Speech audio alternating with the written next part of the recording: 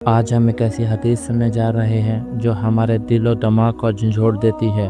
یہ حدیث ہمیں سکھاتی ہے کہ صدقہ صرف مال سے نہیں بلکہ چھوٹے چھوٹے اعمال سے بھی ہو سکتا ہے۔ ہر نیک عمل، ہر چھوٹی سی کوشش اللہ کے ہاں عظیم درجہ رکھتی ہے۔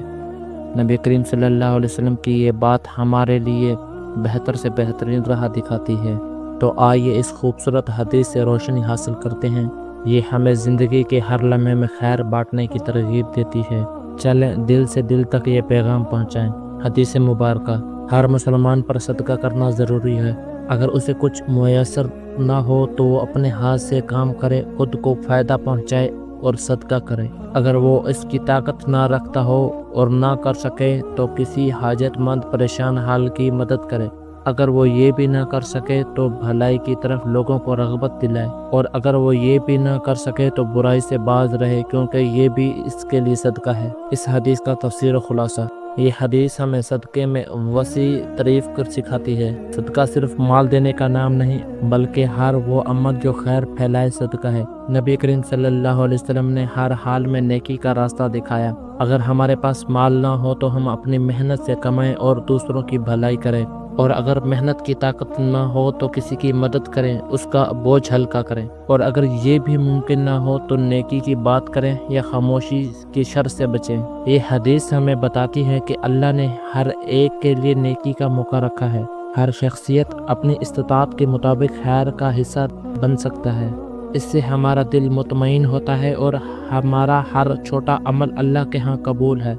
یہ حدیث ہمیں امید دیتی ہے کہ نیکی ہماری پہنچ سے کبھی باہر نہیں ہے۔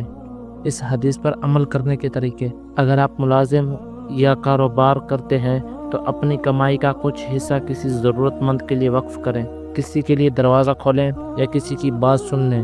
اپنے دوستوں یا گھر والوں کو کوئی اچھا عمل سکھائیں، جیسے دعا یا شکر گزاری۔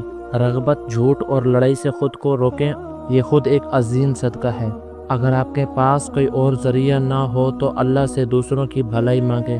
آج کے دور میں اس حدیث کا اثر: آج کے اس مصروف دور میں ہم اکثر سوچتے ہیں کہ نیکی کے لیے وقت یا وسائل نہیں، لیکن یہ حدیث ہمیں یاد دلاتی ہے کہ نیکی ہر جگہ ممکن ہے۔ ہماری ایک مسکراہٹ، ایک اچھا لفظ یا خاموشی بھی صدقہ بن سکتی ہے۔ یہ ہمیں سکھاتی ہے کہ معاشرے میں خیر پھیلانے کے لیے بڑے وسائل کی ضرورت نہیں، ہمارے چھوٹے اعمال ہمارے معاشرے کو محبت اور ہمدردی سے بھر سکتے ہیں۔ یہ ہمیں اللہ پر بھروسہ رکھنے اور ہر حال میں نیکی کی طرف بڑھنے کی رغبت دلاتی ہے۔